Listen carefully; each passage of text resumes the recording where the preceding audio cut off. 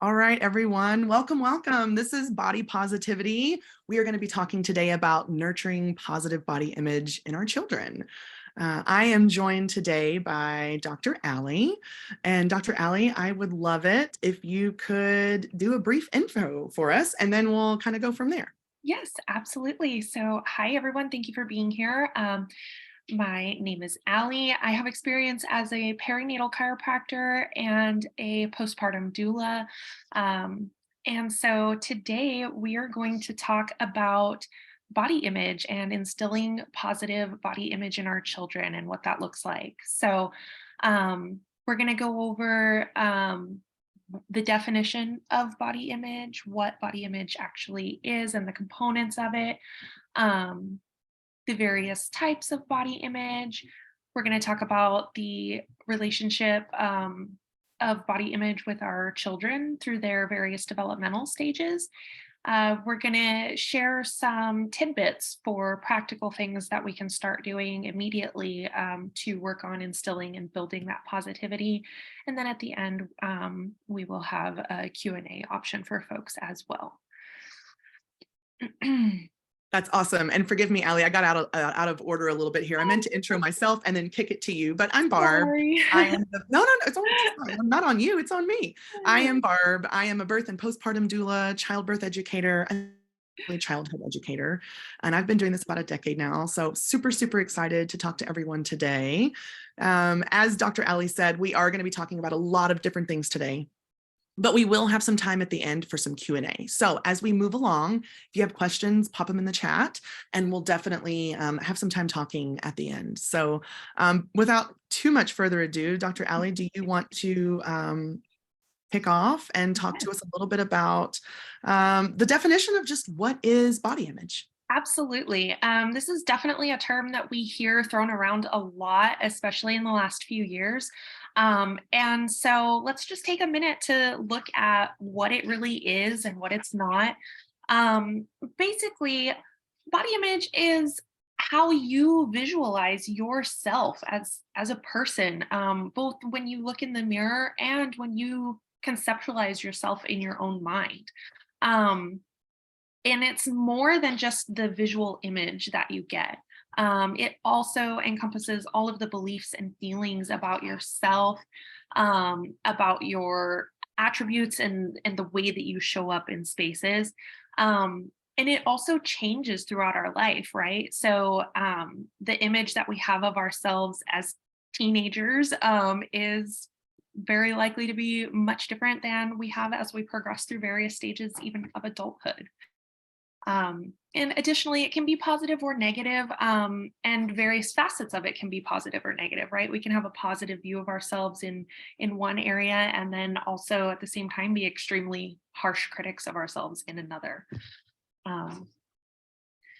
And so that kind of leads us into the types of body image. So if we break it down a little bit further, there's the visual component, right, of how we think our body looks. Like if we were all great artists and we were able to draw accurately what we see in our mind's eye, that would kind of be the perceptual component. We have the affective aspect of our body image, which is what feelings we get, what feelings kind of automatically arise when we just think about ourselves and the fact that we exist as a human in a body.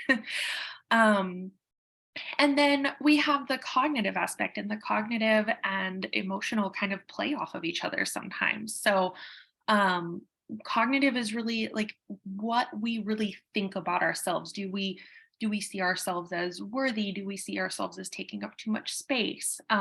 Things like that. And then all of that kind of ties into the behavioral component, which is how we behave as a result of what we think about ourselves, how we treat our bodies, how we make decisions, how we nourish ourselves. All of those things kind of make up that body image as a whole. I think that last one's a particularly tricky one because I don't think that well, I don't want to put things out there onto people, but I know some folks struggle a lot with understanding that their behavior is actually a reflect of their body image, right? And it's a reflection of how they're feeling about themselves. And that can be tricky, even for grown-ups to understand, much less our little ones, right? Absolutely. Yeah. So when we talk about our little ones, right, and what affects how they perceive their body image, we have to really stop and think that body image begins in very early childhood, right? The media pressure from external sources, but even more so from those ones right around us. Um, that's a big influencer on the self narrative that we begin to develop, right? It can come from things like low self-esteem. Feelings of depression already can impact our body image, right? We can have a fantastic body image, but if we're working on, depression or other types of mental health issues that we've got going on, that can impact our body image, right? Just like Dr. Ali said, it can change, it can fluctuate, and there's a lot of factors that can impact that. Also, a need for control, which, you know, in this day and age, sometimes we feel like we don't have a whole lot of control over what we get to do and when we get to do it. And so be on the lookout for that, because it can sneak up on us that way. You really, really have to remember that the messages that our children are exposed to, whether or not, especially whether or not they see themselves reflected in the media, in the people, in the culture around them, those are huge factors. It can be as simple as a lack of representation, to create that internal narrative that says that we must not be right, we're not enough, because we look around and we don't see anybody with those similar attributes. So when we think about how body image can manifest, right? It can come out in a lot of different ways. It can come out in beliefs about physical appearance. I'm too fat. I'm too skinny. I'm not tall enough. Curly hair is ugly. I hate my straight hair, right? But we hear those statements a lot. Oh, I hate this, or I wish this. And those things matter, right? And if we pull the layer back a little bit to understand, like, where are those thoughts coming from? It can also come out in beliefs about mental ability. I'm not smart enough. I can't concentrate. I'll never get this. This is just too hard. My daughter is going through her own struggles, and this manifests sometimes with her in schoolwork. And it's, we're trying very, very hard to kind of block those external voices and messages and let us focus on what does feel good and what does feel right. It also leads us to feelings evoked when we think about oneself, like Dr. Ali was talking about, like how our effective body image, right? That can be anxiety, depression, frustration, anger, lack of confidence, avoidance, or distraction. And then engaging in harmful behaviors based on body image. That can include disordered eating, social isolation, high risk sexual encounters, depending on the age, right? So when we think about actions, this is a lot. This is a lot. And so I want you to know that there's a lot that is impacted by our body image. We're going to talk more about some ways that we can influence it. So, like, don't take heart. We've got more coming.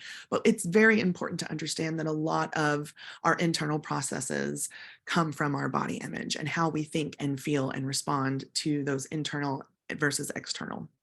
Dr. Ali, do you have anything to add here before we move on to talk a little bit about gender expression and body image? Only that when you were going over the beliefs about physical appearance, I watched Mean Girls with some friends over the weekend. And the scene that was playing over in my head is when they're all in her room and they're like criticizing themselves in the mirror. And it just, oh my gosh, it breaks my heart to watch it because, like, oh, so many people, like, and we continue those habits into adulthood. And it's just, oh, Yes. And ultimately those scripts, those scripts become our scripts, they right? Those do, things that we say, exactly. they become what pops up with before we even realize it. And so, Mhm. we talk about mirror work, and I would love to hear you talk a little bit more about that too. Yeah. And this might be a good time to even talk about that, because Yeah. what we say matters and what we say to ourselves matters. Could you share a little bit about body or mirror work and what that means to you? Absolutely, I would love to. And so, mirror work is actually something that I've used a lot in my own recovery from disorder eating and totally messed up body image. And so, basically, mirror work is exactly what it sounds like. It's just observing yourself in the mirror. And my journey with it personally, like I wasn't even comfortable with observing myself, let alone being perceived by the world.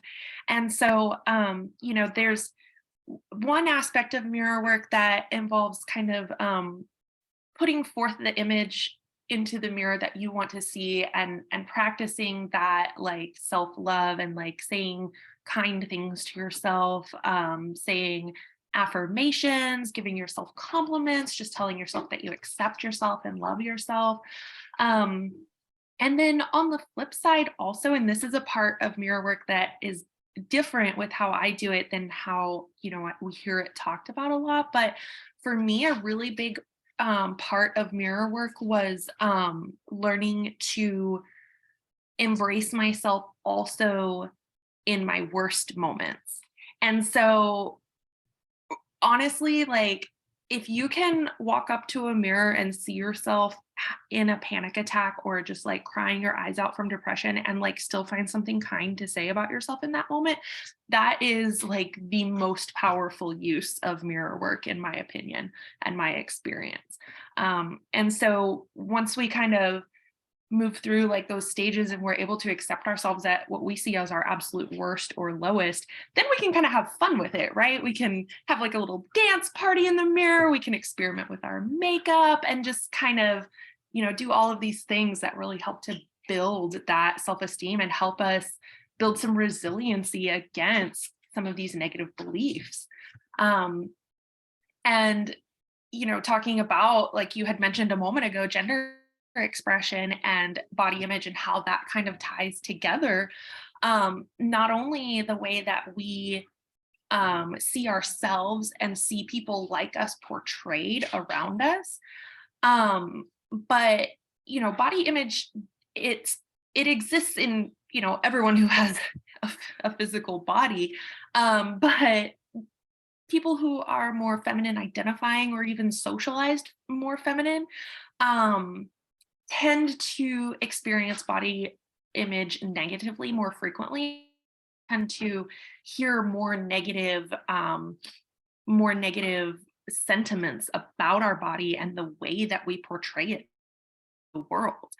And so that's something that's really important to keep in mind when we are working with kids and trying to help build that resiliency, is just taking into consideration the fact that how they are gendered and how they express their gender is going to have a very real impact on um, their needs for building around their body image from a very early age.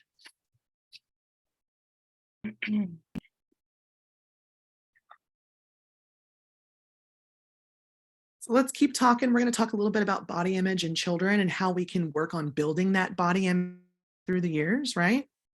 So when we talk about toddlers, right, we're talking about toddlers. There was a 2016 study that was put out by the Professional Association for Childcare and the Early Years, and it identified that nearly 25% of childcare professionals saw body issues in children aged 3 to 5 years old. That is earlier than in years past and in higher rates, higher percentages. So when we think about toddlers, or just working with children from the beginning on, it's never too early to start talking, right? And talking about body image is going to sound different at different age, right? So our youngsters, it can just be pointing out the beautiful differences, right? Look at the differences. Oh, they've got blonde hair and they've got brown hair and their body is tall and their body is short. Because toddlers are going to notice these things. Sometimes we feel like we don't want to mention it, or we don't want to talk about it because we don't want to have them say the thing. But if you've had toddlers, they're going to say the thing, and they're going to say the thing regardless of whether or not you're turning red in the corner or not. That's the beauty of toddlers. They just observe. It's just a thing to them. They're learning. It's classification. And so when we talk about how we can get our toddlers on board and start giving them these wide variety of messages, it starts with what we're consuming, right? Images on television, images in the books that we read, the cartoons that we watch, the YouTube channels that we have playing in the background. the general chat by the adults in the room about their bodies, about dieting, about surgery, right? These little people are sponges. It's important for them to hear that fat is not a bad word. Fat is just a descriptive, right? When you hear the word fat, you probably associate it with being negative, or negativity, right? Being unhealthy. But the truth is that you can't ascertain a person's health status by looking at their body in that way, regardless of how much visible fat they have. So the fact is that we do live in a fat phobic society. This means that it's socially acceptable to have a bias against fat people. It's so embedded in our culture that even fat people can have internalized fat phobia, right? Again, fat's not a bad word, it's a descriptor. So here are some languages, or here are some words, phrases that you can use with your toddlers, right? Some people think it's bad when you're fat, but what we look like, it doesn't matter. And we know that, right? So big or tall, wide or thin, fat, thin, it doesn't matter, right? What can their body do? What can their heart do? What can their brain do? We can also talk about things like fat isn't bad, right? Fat gives us energy. It's where we store our energy. It helps us stay warm, keeps our body safe, because ultimately that is a protection. That is a function of fat on our bodies. And then ultimately, one of the things that I always tried to leave it at was a good rule of thumb with toddlers is try not to give too much information, just enough to satisfy their curiosity or their question, right? So, you know what, you're right. That person is bigger. Everybody's different. Wouldn't it be boring if all of the bodies were the same? You look the same and you look the same and we all look the same? That'd be so boring, right? And then just move along, like just move along with it. Your toddlers and your children will pick up on the emphasis that you put out there. So if you're feeling uncomfortable, then they're going to pick up on that too. So my word of advice here would be to practice some of these conversations in advance so that you know how you're going to respond. It doesn't mean you have to script it out, but you have a general idea of where you want that conversation to go and what words and phrases that you would like to use in your conversations with your kiddos about this, because it's going to feel a lot easier if you've tried it and you've ran through it a few times. Dr. Ali, do you have anything to add before I go on to the next one? Because we do have some amazing books that I want to share that we can add to our libraries. Yeah, absolutely. Let's hear the books, because right. it's very important.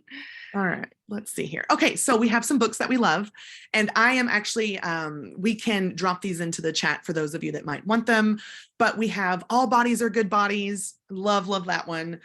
Crocodile, You're Beautiful, 10 Little Fingers and 10 Little Toes, and I Like Myself. And again, these are you'll see just by looking at the covers that we have some diversity. We have some messages about, just I like myself. You're beautiful, right? Like we're different, but we're beautiful. And that's a good message to send to our little ones. So I want to kick it over to Dr. Ali now, because she's got some stuff to share a little bit around food and body image. Yep. I popped those book titles into the chat too for folks who want to take those and run with them. Gosh, I just love living in a world where there are easily accessible children's books that talk about these things. Like, what even is this existence? It's so wonderful. It really is. And one thing to keep in mind, parents out there, is that our kids learn so much through these types of books. There's a reason why storytelling has been part of humanity since the beginning of humanity, because we've learned so well through stories. Yeah. So I'll hop off and let you continue, but I just wanted to point that. It's a very worthy soapbox. I love it. And so, in having these conversations with families, and to be honest, even within myself, I'm sure that some of the folks on here can probably relate to that. One of the things that is so ingrained into our way of thinking, and doubly so as someone who works in healthcare, is this concern for people's health, is how it's kind of portrayed. We hear it all the time when we're defending body positivity, like, oh, well, I don't care what their body looks like as long as they're healthy, but it's always in reference to a person in a larger body. Nobody ever looks at someone who is thin or thinner than average, and makes those types of comments, or hardly ever. And we know that, like Barb mentioned earlier, you don't know a person's level of health just by looking at what their body looks like. Unless you're their doctor and you like have access to all of their labs and things, like you don't know what their health is. And so something that's important to keep in mind, we especially when talking about kids and hearing about the quote unquote obesity epidemic among children, like people are understandably worried about health risks for their kids, and one of the ones that comes up a lot is type 2 diabetes. But it's really important to note that a child is 242 times more likely to develop an eating disorder than they are to develop type 2 diabetes. Like that number is huge. Like that's not just twice as like that's like almost 300 times more likely. Um, and anorexia is by far not the only eating disorder, but it is a common one for folks who are kind of pressured into like the smaller body narrative. And it has the highest mortality rate of all psychiatric illnesses, like more than depression, more than substance use. That is huge.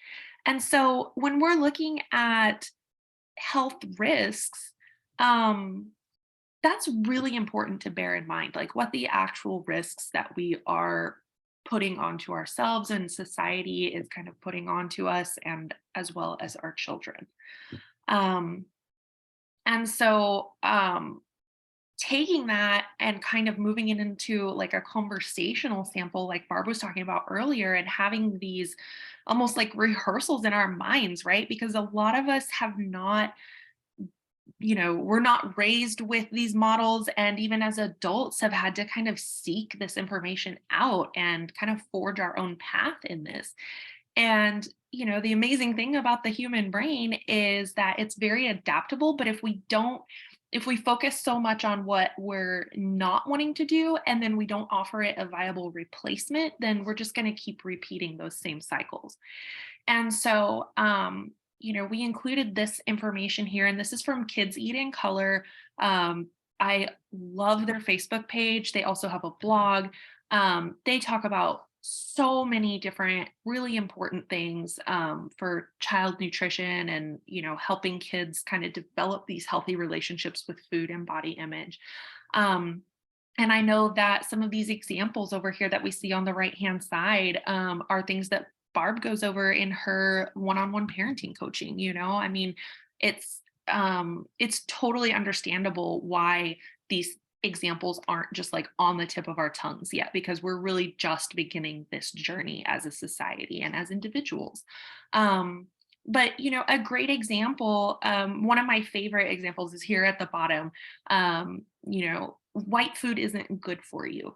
Well, a kid has no frame of reference to know what that means. And so, like, what's going on in their minds when they hear that is like, oh, well, my friend at school, like, his parents packed him white food in his lunch. Like, they must be like really mean parents. Like, they're giving him food that's not good for him. Right. Whereas if we just explain, oh, white foods give you energy, like it's age appropriate, it's accurate, it's not adding, all these layers of ick around something that should just be a neutral experience. And so, yeah, this page is a great resource for folks who are learning how to have these conversations with their kids. And like I said earlier, even with ourselves, like I have literally used information from this page and like had these conversations with myself. And it's helped a lot. It's also important to think about, talking about kiddos of different ages, it's also important to consider how their brain works. And so, um, a lot of neurodiverse folks um, have texture preferences, have issues around like unpredictable flavors and things like that. And so the reason why I love this graphic is because it really kind of shatters the whole picky eater narrative. Like have a reason for the foods that we prefer. Every human being has slightly different nutritional needs and sensory needs. And so, in this example here, showing why it is often easier for kids to eat like goldfish crackers in this picture versus like a handful of blueberries is because you never know what you're going to get from one berry to the next, right? We've all had that experience where we're like, man, these are really good. And then we get that one that's just like, makes you kind of pucker up, right? And as a little kid that's like still learning to experience foods and developing their palate, that can be a really unpleasant, unsettling experience. And so often it feels safer for them to be like, well, like this is going to be the same every time. Like it's comforting. I know the sensory experience that I'm going to get. Um, and so, but blueberries have a ton of antioxidants, like they have some fiber. They're really great foods. And so one example, and this again is from Kids Eat in Color, one example of a way that we can help our kiddos and again, even ourselves, like as a full grown adult, feel free to use any of these strategies on yourself. But we can have them taste and sort the berries. So you see down here, we have a little muffin tin liner for sour berries, sweet berries, and then ones that are kind of in the middle. And that helps to engage them in that process and take it from this thing that is happening to their senses versus now they are engaging their senses in exploration and they are taking action based on what they find. And so just a small little change like that can really dramatically alter a person's relationship with food and the sensory experiences that come with it. So yeah, we love this activity and recommend it to folks. I love that you shared this and that we're talking about this because this is one of the biggest things that I talk about with families, right? Like you mentioned with our parent coaching or parent education that we do, because one of my biggest resources that I came across was this division of responsibility in food. And it really just puts to words the fact that you can't force your child or your children to eat anything. And that ultimately we do have divisions of responsibility, right? Right. The parent, it's our job to provide food that's healthy. We're going to use that word on this end of it, but provide appropriate choices, right? It's our job to give them a safe space to eat. It's our job to provide them with the resources that they need, the tools. But after that, it's not our job. Like we can't make our kids into good eaters. We can't make our kids into bad eaters necessarily, right? But the Yeah. idea here is that it's our responsibility to provide it. And then the final bit here is to trust our children to eat in the way that is right for them. That's it, right? And I think that frees us up a lot too as parents because I know, especially with my firstborn, I went into it thinking it was my job to make him a good eater. If he's a good eater, I'm a good parent, right? That external pressure that we get. And ultimately that just ended up in a lot of tears and power struggles. Imagine that, right? But when we were able to trust our kiddos, it works differently. And so for those that are interested in learning a little bit more about this, it's Ellen Satter, Satter, and it's the division of responsibility. And they have it for toddlers, they have it for older kids, they have it for infants, for picky eaters. I highly encourage you to check that out. It's a really, really good resource. Great resource. Thank you. Yeah, yeah. And that brings us to the next. We're going to talk a little bit about body image now, through the ages. We've talked a little bit about food and how that can inform. And now we're going to talk about, the kinder and or preschool and kinder age, right? So when we're talking about this age group, keep those conversations rolling, right? Keep talking about the foods that they like or they don't like. Keep talking about how they feel in their body. When you're in the mirror with them in the morning, brushing hair and brushing teeth, let's work on sneaking in some of that mirror talk or that mirror work in there, right? Keep talking, keep those conversations open, but it's also really important that we, if we haven't already, that we definitely start to introduce, correct terminology, which I'm a huge fan of from the moment we start talking about our bodies. But now at this age, even, we're going to start introducing purposefully concepts of equality and equity, inclusion, discrimination, right? And keep that conversation around all bodies are good bodies. State positive things about yourself and acknowledge that your imperfections are also okay. Sometimes we feel like we don't talk about things that they don't exist or that they won't call attention to them, but they're there, right? They're there. And then if we don't talk about it, it just becomes a thing that we don't talk about. So talk with your children about body diversity and why many media images are unrealistic. You can absolutely have this conversation at that age. Sit down and watch a cartoon with your kiddo or watch something on YouTube and see if you can find those opportunities to just make little comments around, oh my gosh, that's so silly. We would never do that. Or, oh my gosh, did you see that? Like, have that back and forth with your kids. It doesn't have to be the most meaningful thing you've ever said. We're just having the back and forth. Just having the back and forth. And that, of course, brings us to our next age group, which is talking about our older kiddos, elementary and middle school aged. We've got to check in on their mental health. Again, sometimes we feel like if we don't talk about it, or if we don't talk about the words depression or anxiety, then it's not really a thing, or our kids are going to grasp on it and use it. That's not it. Our kids are exposed to so much more than we were, so much sooner, so much differently, and in so many different ways, particularly around social media. So we got to check in about that's mental health, and we got to start practicing some good self-care for ourselves. And that can be a lot of different things so that our kiddos can see that. Because if we're building that routine into our lives, our kiddos are going to build it into theirs. You also need to validate their experiences. This is huge in feeling heard and seen. As doulas, we know what an impact that makes on a birth experience, right? One of the biggest experiences that we'll have in our life, the power of being heard and seen. That power doesn't go away. It's there in all arenas. Talk with your children about the diversity and why what they're seeing probably isn't the best representation of real life or the best way to go about whatever is happening. If they're struggling with their body image, be the person that they can talk to. And especially at this, as we get older, we save the comments on the body, right? I know as a parent, I'm always like, let me fix it. Let me help, but that's not what our kids need from us. They need to find their own way. So we don't always have to make comments about skin or hair or clothes or, try to save those comments. Be that safe space.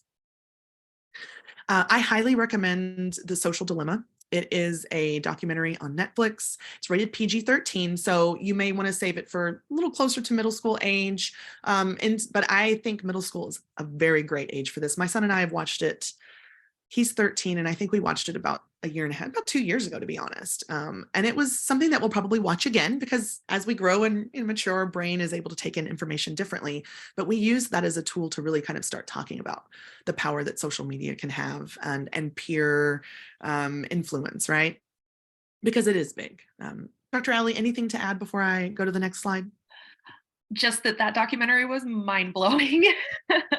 Yeah, that is a great recommendation and helps to kind of re-centralize the power back to the individual, and in this case, being the child, instead of our devices being something that control us, kind of reminding ourselves like, I of my experience here, I can do what I need to do to make it safe and beneficial for myself. That's major.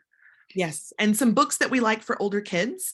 I'm going to copy and paste these into the chat so that you guys can have access to those. I also have a podcast that we're going to add in there, but these are going to vary depending on age groups, and I have it broken down for age as well in the chat. So we have, again, I'm not going to read them.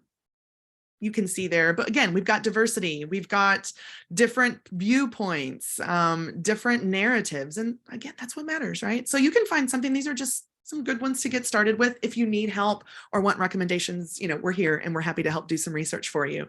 But these are some great places to get started. All right, that takes us to our next slide, which we're going to talk about the teen years, right? Because we're just going to keep on keeping on. Get curious. We have to keep communication open, right? Because it's been on every single slide because it really is that that important. A lot of times, and I'm guilty of it myself, we have a conversation and we're like, we've talked about the thing, right? But that's not how it works. We talked about it once a long time ago, and that's not gonna work. That's not gonna cut it. We've got to have these conversations over and over again. So ask questions about your teen's life, their viewpoints. It doesn't have to be, I want to talk about body image, but it's, hey, talk to me about something else and see if we can work some of those core concepts in there, or if we can ask some questions about it. It doesn't have to be, we're going to talk about body image. We're just going to talk to our teens. We're going to talk to our children. And as we can, and as we see those opportunities, we're going to sneak some of that in. We're not going to sneak it, but we're going to work some of that into the conversation. And ultimately be open to change. If we're going to have these conversations with our kids, we have to be ready for what they have to say to us. And that can be scary sometimes. Again, we're going to still talk about consuming social media critically, both with an eye for what the message is, who's behind the message, who stands to profit from you feeling this way about your body. That's a big one. That's one that was really helpful for me, because we cannot forget how social media makes our body feel. That's a big one. And that may even be easier for our children to connect than the abstract, like work all the way through that thought process that says this means this equals this. I'm feeling some anxiety around this. They may not be able to get to that point, but what they can say is that when they spend a lot of time playing video games, their body feels kind of tight and like they need to move, and maybe they get angry faster, right? Or maybe after they spend some time interacting on a particular platform, what do they have, a stomach ache, or do they feel a little bit more moody? Are they a little more snappy? Alternately, they may feel good interacting with their friends, but there's usually a window there, right? I know with my family and my children that my daughter has a certain amount of time that she does really well, and then it's too much. And it's the same thing for my older son, but it's different. It's different timings, it's different windows. And for him, and a lot of teens and older children of this age, they are getting a lot of their socialization with their online friends. And that seems wild for me, because that's not how I socialized. But it doesn't matter. It doesn't matter what it seems like for me. I have to meet my children where they are, and so do you. So think about that. You can still, so talk to them too. If those conversations about critically consuming media feels too big, maybe we scale it down and we talk about, how does it make your body feel? What is your body telling you after you've spent some time consuming media in that way? These are different ways to have the same conversation, because some people clue into their energy. Some people clue into how their body feels. Some people really can say, this stressed me out and I don't like it. But I don't know how to get off of it, or I don't know how to exclude it from its level of importance in my life. I may not be able to tell you that either. So we're gonna ask different types of questions to get to that same root question. Anything that you'd add, again, Dr. Ali? I always like to check in with you. I know you have such valuable inputs here. Yeah, absolutely. Well, I was just thinking as you were talking, and how you mentioned like getting at the same root a little differently, and that's why we laid that foundation in the beginning of talking about the affective versus the cognitive. These are all components, and at different points in our development and different points in our life, maybe one is going to be a little bit of a stickier point than the other. And so much of this is just kind of opening up that dialogue and like figuring out where those stuck points are, and then, learning together to provide some tools to kind of move through that a little bit more efficiently. Yes. So yeah, everything you're saying, like, it makes perfect sense, and it's so important. It's just these simple steps, that we take consistently. Yes. Um, yeah. Ultimately, with our children, behavior is communication too, Mhm. right? So even if we're not having a conversation, what are they telling us in their Exactly. actions, in their day-to-day interactions with us, and how the things that they don't say are also can be just as important. That body language, how they interact with us. So absolutely. Yes, yes, yes. Yeah. All Yeah. right, I'm going to move on to the next one for you. Great. So more kind of on that same path that we've been talking about, how to really nurture that body positivity. And I would I would go out on a limb and say that everyone watching this, the kids aren't the only ones who need these. I think that for probably the majority of us, all of these things can be helpful for ourselves too. And so it doesn't necessarily have to be this thing that like we're making our kids do. It can be this like journey that we're going on together. We're learning how to navigate these things, and we're creating a world that's safer and more positive and healthy for folks of all kinds. And so, one of those things is, like we've been talking about, books and media, whether it's social media, movies, things like that.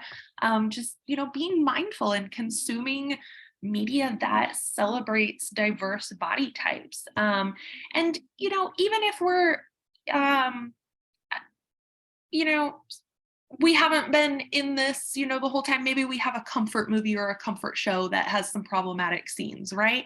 It can be as simple as we can still enjoy that, but we can kind of push back on those moments a little bit and be like, this movie is funny and it's great. And it reminds me of that one sleepover when, we had all of this, wild stuff happen and it was so funny. But, I wonder how that person feels about being talked to like that.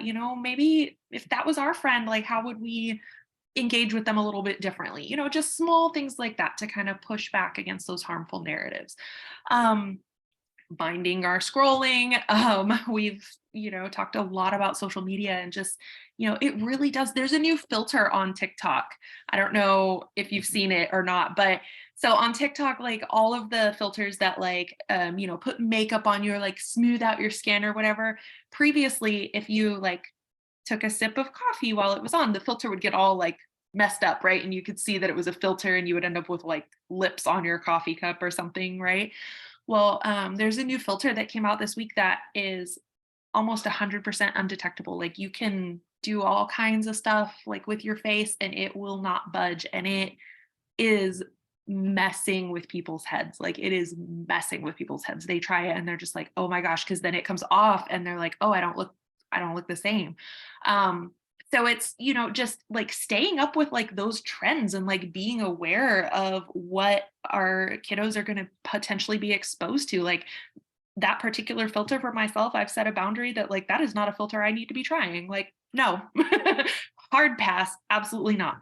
Um, Again, everybody is different. So, as these things continue to develop and with the developments in AI and all of that stuff, like it's going to be some pretty murky waters to navigate here pretty soon. And so, just like Barb's been saying, having those open communications and just, helping them set boundaries around their scrolling, helping them engage mindfully with this type of stuff. Um, Diet talk around kids. We're going to go over some script examples, kind of starter points for interrupting these harmful narratives. But it's not just about talking positively about our kiddos, it's also how we speak about ourselves. Not only just because we're setting an example for the kids in our life, but also, um, if a child looks a lot like their parent and then they hear their parent saying awful things about themselves, they're going to internalize that to another level. If they constantly have friends and family members like, oh, you look so much like your mom, and you hear that and all you think about is the fact that you've heard her say like these awful things about herself or what have you, then like even though it's not being said directly to them, they're going to internalize those things because they don't know that difference just yet. um and so really just helping to kind of build that idea that like all bodies are good bodies regardless of what we look like, regardless of what we're capable of or not capable of. Like we all have inherent worth just as human beings. And that I think is really kind of the biggest takeaway. um, so some examples of how we can help to model those things. One of the biggest things is we as a culture, we praise people for losing weight constantly. And we literally, like, we don't bother to find out what's behind it. We don't bother to find out whether it was a wanted change that that person gained from making a meaningful, like, oh, hey, I started running and I love it and I feel amazing. Like, all right, cool. Like, I'm so happy for you. But, I've been in like support groups for people with body image issues who have said, like, I got complimented for losing weight because I was on chemo. Like, I was not healthy, but nobody like that is awful, right? And so, that's a pretty extreme example, but like it happens more than we realize. And so we just want to be mindful of those things, like we want to praise people for things that are adding value to their life. Like I said, like maybe they just completed their first marathon. Like that's awesome. Go you. Like it doesn't matter what size your body was when you did it. Did you love it? Did you have a good time? Do you feel accomplished? Awesome. I'm so proud of you. Right. Um, did you learn a new cookie recipe that like, you've burnt cookies for years and haven't been able to make them and you finally made them and it was great. You brought them to your family for the holidays. Like that's awesome. Go you. Right. We want to really get genuine and kind of dig a little deeper when we're looking for things to compliment people on. Um, of course, doing our own work and addressing our own body image is huge. Like we, talked about a moment ago, they hear what we say about ourselves. Um, and, the household talk after, the whole family at an event and then we're talking about it afterwards, we want to be mindful that we're not, saying rude things about people's bodies or just saying those things that kind of stick in their minds and go, oh, that's an important thing about bodies. That's something I need to worry about now. Um, and then modeling healthy relationships with exercise is major. Exercise is not a punishment, or it shouldn't be. Exercise is not something that you have to do in order to deserve to eat. Exercise is something that helps your joints stay healthy and support a life of longevity. It helps your heart be strong. It helps your mood be a little bit better. It can be fun. We can put on music and just dance our brains out till we're a big sweaty mess and laughing and had a good time, and then we can have some popsicles afterwards to cool down. Like it's not a big deal. So those are all some examples of ways that we can model that for our kids throughout their developmental stages. And then these are some of my favorite verbal and nonverbal ways to just set boundaries around those things. One great thing for folks who are like struggling with their own body image or what have you is step on the scale backwards at medical appointments. Like sometimes they do need to know your weight for calculating dosages of medications, things like that. Like there are valid medical reasons for your physician knowing your weight, but that doesn't mean that you need to go home and obsess about that number for 3 weeks. Like, no, give them the info they need. And, you probably don't ask to see like your thyroid, like you don't know what your exact number of your thyroid level is. Probably don't need to know your exact weight number either. Along those same lines, normalize not having a scale in the home unless it is medically necessary for some reason. But just this pastime of, hopping on the scale every morning and every evening, why? Why are we doing that? When somebody comments on a change in our weight, one direction or the other, we can kind of redirect that gently. Hey, my weight is the least interesting thing about me. Why don't we talk about something else? What have you been up to? How's work going? Right. When people comment on our food habits at, a family get together, a restaurant, what have you. Yeah, you're right. I am having seconds. Like we don't need to deny that. We don't need to defend it. Like, yes, I am. Congratulations, you observed that correctly. Food has no moral value, and this pasta is delicious. What did you use for the sauce? Like, can I get that recipe? Right? We're just kind of moving on. And then also interrupting those narratives, especially when kids are around, when we hear folks, commenting on someone else's body, like, why are we commenting on a stranger's body right now? Or, why are we talking about Aunt Susan's body? Like, that really doesn't matter in this conversation. Why don't we talk about something else? And often, I don't think that people make these comments necessarily to be malicious. Some do, but I think it's just become so ingrained in our culture that like this is how we make conversation. And it just takes a simple, gentle but firm redirect to kind of help to normalize a healthier narrative. I love those, Dr. Ali. And that brings, there's so many things that we could do. I'm going to go back to that even. There's so many phrases that we could use here, but I love that these are great kicking off points that hit a lot of different, and of course they can be adjusted for age, right? Like they can be adjusted for age, but these are really, really great phrases to have in your back pocket, to build from, so that you have some tools to pull from, and then you'll keep adding as you go. I love it.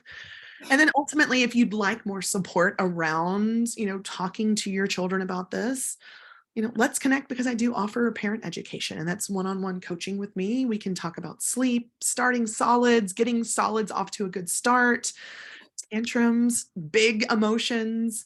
We talk about, excuse me. We can talk about potty training, and boundary setting, both for them and for you. And it's very, very, very accessible. Just $25 a month. You get unlimited texts and calls. We can connect as often or as little as you would like. You're also going to get like monthly milestone outreaches, especially in that first year when things are changing so frequently. So we have a QR screen there on the QR code there on the screen for you. If you want to have a look there, it'll pop you right over to our website with more info. But yeah, this is I love talking about this, because the sooner that we can get these ideas in, and start making our own little corrections, the bigger that ripple is going to be. And that's what we're here for, is to make those little changes, right? All right, we also have some fantastic resources. So I will copy and paste, oh, forgive me, that popped us right over to the eating to the website. I'm going to copy and paste these into the chat for us, so we have them. You can have a look at them. But do you have anything to share about these resources, or can you tell us a little bit more about them, Ali, if you're familiar? Absolutely. So the first one is NEDA. It's the National Eating Disorders Foundation. They do a lot of awareness and advocacy work. Like we mentioned earlier, it's a huge public health issue that currently does not receive enough funding or attention. So that's a really great organization. The Eating Recovery Center is a local inpatient and outpatient treatment facility. And then the Eating Disorder Foundation actually has virtual groups that started during COVID, because there were so many folks who were relying on in-person support groups, and then that all just went away over the span of like a couple of weeks. And so last I knew, they actually have some free virtual support groups and they have like general support groups, but then they have support groups for older adults. They have support groups for trans people. They have an LGBT support group. Like they have, a lot of different support groups for people in like various niche needs. So that's a really good one.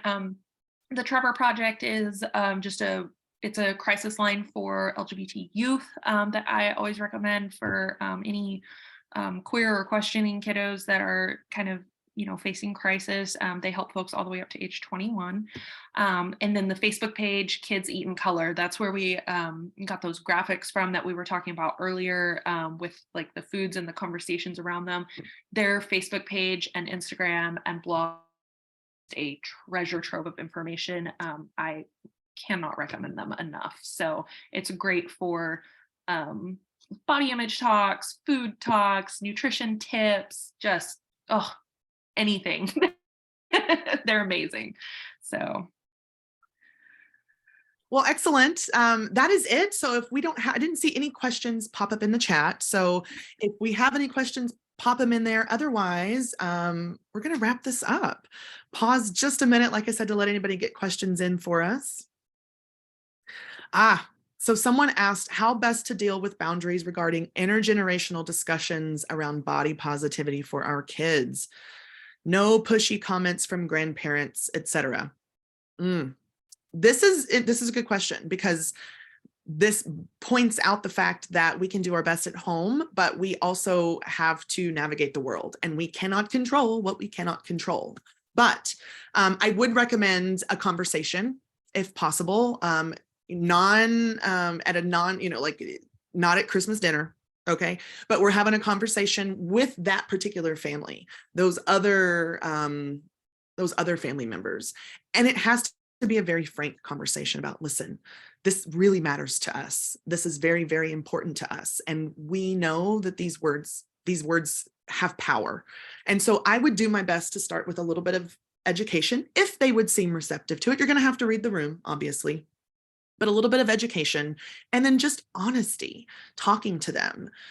That's all that you can do, right? Then we can choose how much time we spend together. And then we can also talk about, the first word that comes to mind for me is a little bit of damage control. Like, how can we talk to our kiddos on the other side of these interactions? And I would start by approaching with curiosity. Don't assume, because then, well, just don't assume. Talk to your kiddo. Hey, I heard when grandma said so-and-so, how did that make you feel? And then just let them talk to you about it, because it may have been like, oh, that was annoying, but that's just grandma. Okay, cool. Like, and then we're still going to talk about it a little bit later on.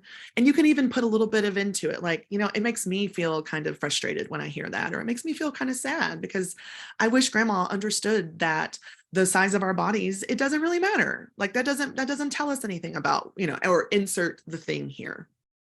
And then we're going to do our best to just kind of make sure that we have lots of opportunities for positive input as well, right? So we're going to do a little bit of education. We're going to talk to them, a very frank, honest conversation if possible. We may need to limit time or choose the settings so that the conversation won't naturally lend itself to some of those topics, right? So in our household, there is a particular family member that likes to make comments about bodies, and they don't even get invited to summertime stuff. We don't go to the lake with them. We don't do swimming time stuff with them, because if they're going to about bodies, then we don't want to, they're not invited. Now I know that that's not an option for everyone, but education, limit exposure. We're going to approach with curiosity, talk to our kids, let them tell us how they were made to feel. We may need to run interference in that moment as well. There is, something powerful in a well-timed, you know what, grandma, we're not going to talk about that today. And if we do, we are going to leave. Now that may be a last resort, but those boundaries are there for a reason. So that was just my initial take. Allie, I'm curious to hear what your thoughts are, or if you have any different strategies. Yeah, absolutely. All of those are fantastic. And I like the order that you kind of presented them in as well of, we want to try some gentle education, moving all the way to like, hey, like if this is a hard boundary, it's a hard boundary and we're going to do what we need to do. The other thing too, that I enjoy, just because I can be a little more on the passive side, but like that's why I love those kind of interrupters that we practiced a couple of slides back. Like, obviously like having those conversations and stuff is super important, but that can be an added strategy too. And like I use that around like my nieces and nephews. Like they're not my children, it's not my plate. So, to have like those conversations, but I can still like throw in a little kind of like just a little pushback, like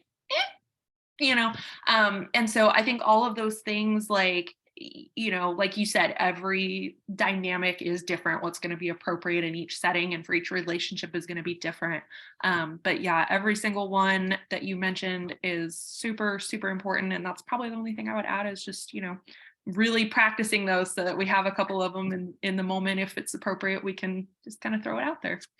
I totally agree. Having the things that you want to say on standby, you've practiced it a few times, knowing what those interrupters are going to be, and because what those flash points are, what the tricky points are in that that interpersonal relationship. So if you know that you're going into a season where we're going to talk about food, or we're going to talk about bodies, or we're going to make a comment about the second helping of whatever, then we know a few of those interrupters that we can use. And you can even try to kind of intercept or anticipate and be present, right? Because we can't take the words back. So maybe we can try to prevent them, or again, we've shared a lot of good strategies. So yeah, I think that gives you some stuff to kind of start with. The chat says, I love the idea of keeping the control with the child and letting them lead the Yes. Ultimately, like if we jump in and say, oh my gosh, I'm so sorry that they talked to you that way. And they're like, what? Okay, like then it's a big deal and it wasn't. It may or may not be. There's also kids where they get to the age where they don't want to let it seem that it's a big deal. So again, just coming to them, hey, did you want to talk about that? I heard what grandma said, or I heard what Meemaw said, and man, that made me mad. How'd that make you feel? And then just have that space, because sometimes all we need is just to be heard and seen. Yeah. I love this conversation. I just want to thank Dr. Ellie so much for joining me today. Thank you really, for the good questions. And, if we want to talk more about this, let's connect. Reach out to us here at Birth Fort Worth. We can have, many conversations as we need to. And we can talk with you about some specific ideas to help your kiddos too. So I hope everyone has a great rest of their week. We're going to go ahead and hop off. But thanks again for joining us today. Take care, y'all.